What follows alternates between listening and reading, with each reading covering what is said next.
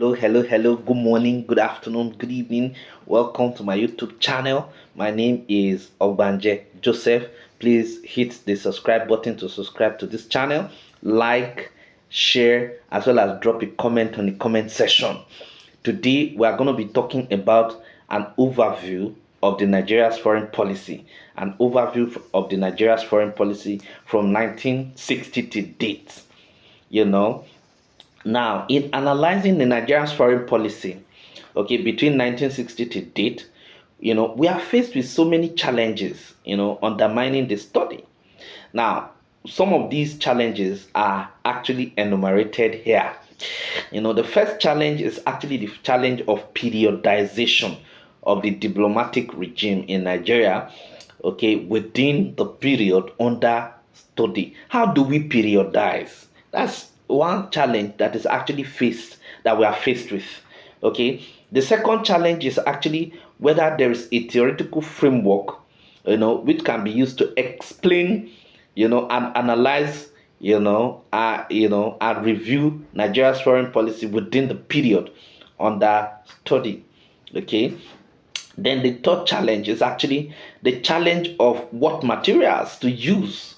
Okay, whether it is textbooks, or already written, materials like um, newspapers, journals, speeches of leaders, and all of that. Which material do we use to actually arrive, or to actually do a very clean overview of the Nigeria's foreign policy? Then the next one is, as a fourth challenge now, is a method of analyzing the findings, before drawing inference.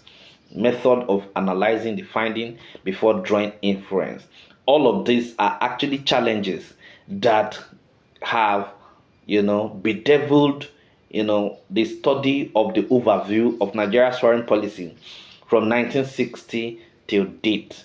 But be that as it may, the overview and the analysis of Nigeria's foreign policy can be viewed or analyzed, from the epochal perspective. Okay, so and we're going to look at it, attempt it like this. The first epoch or phase is the age of innocence. The age of innocence. And this age of innocence happened between 1960 to 1973. At this point, okay, the Nigeria's foreign policy was actually questioned. You understand? It was questioned as age of innocence, for obvious reasons. For obvious reasons. What are the obvious reasons? Number one is that it was actually a period when Nigerian leaders actually view, okay, the international system from the perspective, okay, from the perspective of idealism. Okay, from the perspective of idealism. They looked at it from the perspective, of idealism, because, they were looking at the international system from the moral perspective. They don't know that, the international system, there is nothing like morality. People, as a nations, actually act according to their national interest. Okay, the second point, why it was actually called the age of innocence, is because of the strong faith Nigeria has in multilateralism, as the central approach to the achievement of their national goals. Okay, they were thinking that belonging to international organizations, or being a member of international organization, will actually solve all their problems. They are very innocent. They didn't know. You understand? So those are the major reasons why it was actually crested or questioned the age of innocence. Okay, but what are the major characteristics of this period? Okay, the first one is that Nigeria became a member of multilateral organizations, that is the United Nations, the Commonwealth of Nations, the non-aligned movement, the group of 77, etc. Okay, so Nigeria became a member of multilateral organizations. Okay, That is number one. Number two is that the international system was bipolar at this point. The international system was bipolar at this point. Okay. And number three, it was a period of Cold War between two antagonistic military ideological blocs. Okay, you understand? So, but before we even go to that, let me be quick to actually accentuate that that the international system that became bipolar, Nigeria became a member of a non-aligned movement.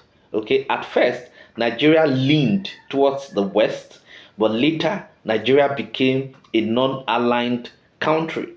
Okay, then number four is that leaders do not always react to things as they are, but react on the basis of perception of the leaders. Okay, that is stimulus theory.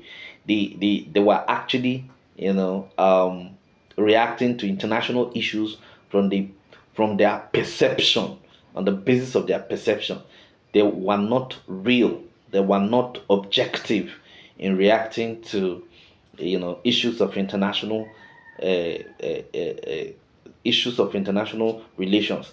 Now the last one is that there was a rosy image of the motive of the most powerful international actors. Okay, so those are the things. So that is actually the first epoch, which was actually termed the age of innocence from 1960 to 1973. Then the second phase was actually the era of awakening from 1975 to 1984. Now, what is the characteristics of this period? Now, the Western powers and their MNCs were regarded as exploitative and viewed with suspicion by Nigeria. That is number one. Number two, that the Union of Soviet Socialist Republic, that's USSR, and its allies were no longer regarded as reliable friends, but rather classified as North. Okay. Then number three, only states of the South were trusted and regarded as Nigeria's dependable ally. That was between 1975, to 1984. It was actually, the stage of what? The stage of a stage of awakening. It was at this point that Nigeria actually Nigeria became very vibrant in the international system, yes, in the international system. Now the third diplomatic epoch is between 1985 to 1992, and it was actually termed the epoch of realism. Now during this period there was apparently and an acceptance by the Nigerian political leadership, that Africa's economic crisis was a product of the inequality of the old world economic order. But but because that was because of the structural imbalance in African nations and their economies. Okay, and then number two, that at this period, Nigerian leaders actually trade off, their demand for a new international economic order. Okay, then number three is that Africa, particularly Nigerian leaders, accepted the IMF World Bank inspired and supervised structural adjustment program, which later sapped the Nigerian economy. Okay, so that is actually the third phase. Now let us look at the fourth diplomatic phase. The fourth diplomatic phase was actually between 1993 to 1998. It was actually called the Dark Age. That epoch was actually called the Dark Age. At this period, Nigeria became a diplomatic pariah, isolated, despised, and ridiculed in the international scene.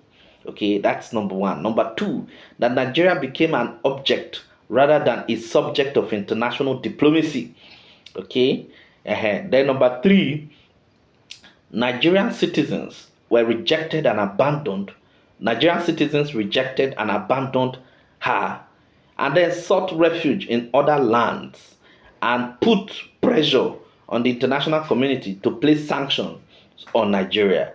That is actually, number three. Then number four, Nigerian leaders failed public opinion trial. As such, sanctioned the international bad behavior.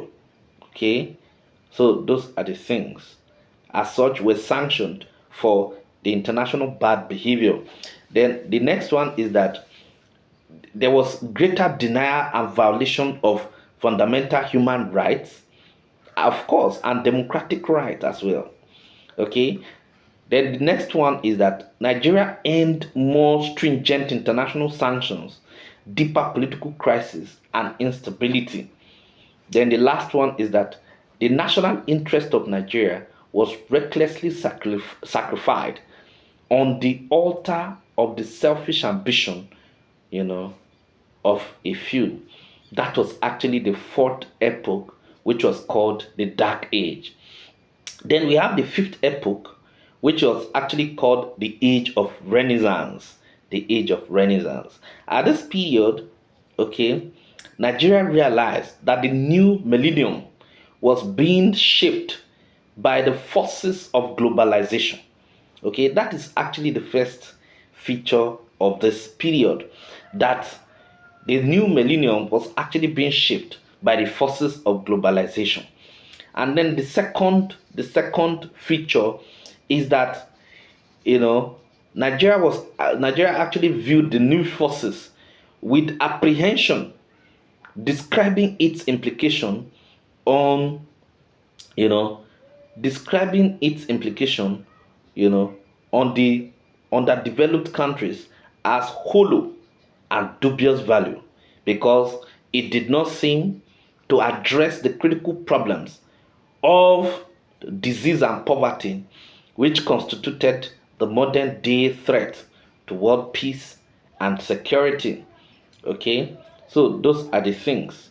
That is actually the fifth age. It was called the Age of Renaissance, and it was between 1999 to 2010. Then we have the sixth stage, which is actually between 2010 to now, and it was actually this. It was referred to the epoch of surrender to new liberalism, the epoch of surrender to the new liberalism. At this point, okay, at this point, Nigeria has already surrendered, to the new liberal institutional framework of the World Bank and IMF. Most of the policies and programs that were actually handed down by the IMF and World Bank were taken wholesale and implemented in Nigeria. A very good example is the MDGs, that's Millennium Development Goals, okay, that happened from 2000 to 2015, and the subsequent SDG, which started in 2015. Okay, so that is actually it. Okay, Nigeria also actually became a player, within the international system. Okay, from the neoliberal perspective, because most of her policies are now being tailored towards the IMF induced policies. What are these policies? We had monetization, privatization, removal of subsidy, okay,